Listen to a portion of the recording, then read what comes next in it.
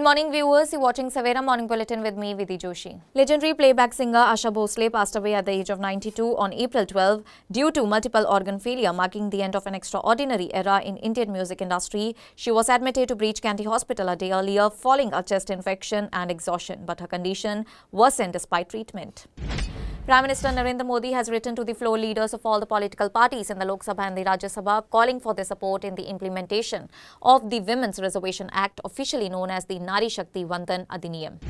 The Minister of External Affairs strongly rejected China's attempt to assign new names to locations in Arunachal Pradesh, stating that such actions cannot change the fact that the region is an integral part of India, and urging restraint to maintain stable bilateral relations.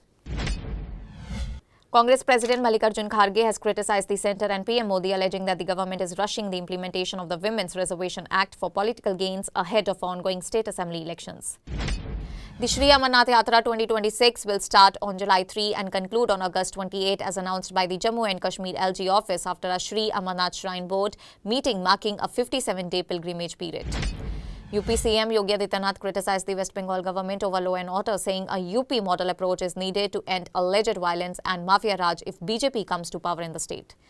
The NCB has busted a major interstate ganja trafficking network, seizing 210 kilograms of contraband valued at approximately Rs 20 crore and arresting 4 individuals in Nagpur. Tata Consultancy Services has suspended employees under investigation in the Nasik case and said that it is cooperating with authorities, reaffirming its zero-tolerance policy on harassment as multiple FIRs are being probed.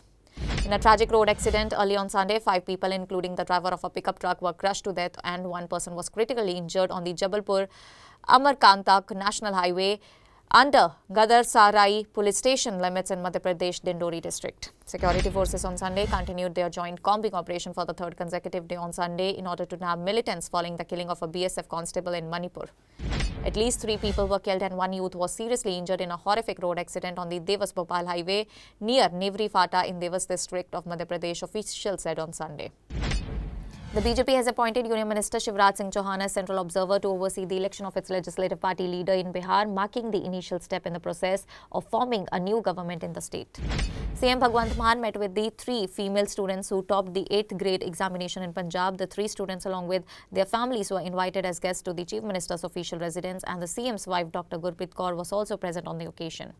In yet another step to further improve the law and order in the state, Chief Minister Bhagwant Mann-led Punjab government has authorized the police to reward genuine informants under the new reward policy for providing details regarding wanted criminals or gangsters or their network in the state. Additionally, it has also released a list of 28 most wanted criminals. The body of a young man was found on the road near Ganesh Basti in Bhatinda on Sunday morning. After this incident, people gathered in this area and informed the police, and the police have started investigating the case. A mechanic was electrocuted and suffered burns in Philor, Jalandhar after a tipper being repaired was raised and came into contact with overhead electricity lines, triggering a powerful electric shock.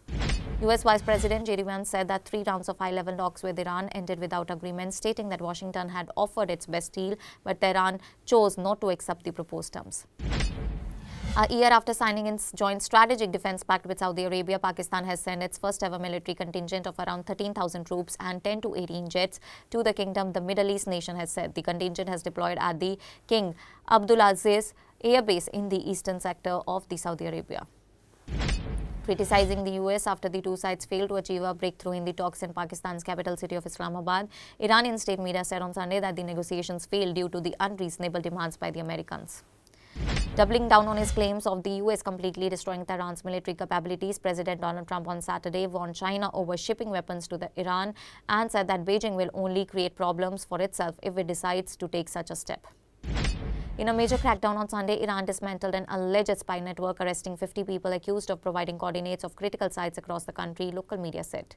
External Affairs Minister Subramaniam Jaishankar called on UAE President Sheikh Mohammed bin Zayed in Abu Dhabi on Sunday and conveyed greetings of Prime Minister Narendra Modi. During the meeting, EAM Jaishankar expressed gratitude to Sheikh Mohammed bin Zayed for ensuring the well-being of the Indian community in the UAE during the conflict in West Asia. Iran's dominance over the Strait of Hormuz remains evident, with surveillance through the choke point waters now extending from the tiny Iranian Larak Island, while the US security structure over the Gulf has largely disintegrated with no clear alternative framework yet in place. French President Emmanuel Macron has held a high-level telephonic conversation with the Crown Prince of the Kingdom of Saudi Arabia, Prince Mohammed bin Salman, to deliberate on the escalating tensions in the Middle East. Actor Ravi Dubey was left emotional after fans showcased his look as Lakshman from Ramayan on a massive billboard at Times Square, celebrating his role in the highly anticipated film directed by Nitesh Tiwari. Sharing his reaction on social media, Ravi expressed heartfelt gratitude, saying that he felt blessed and overwhelmed by the love from his fans he considers family. Durandar 2, directed by Aditya Dhar and starring Ranveer Singh, continues its record-breaking run at the box office, crossing Rs 1,068 crore in India by day 24. Despite a slight dip on its fourth Friday, the film bounced back strongly with a Rs 13.5 crore collection on Saturday. Sri Lankan pacer Mathisha Pathirana is all set to boost the bowling attack of KKR after receiving a no-objection certificate from Sri Lanka Cricket and clearing his fitness test following a calf injury sustained during the ICC Men's T20 World Cup. Rajasthan Royals team manager Romy Binder has landed in controversy after being seen using a mobile phone in the dugout during an IPL 2026 match, a clear violation of the players and match officials area protocol that strictly prohibits phone usage in that zone.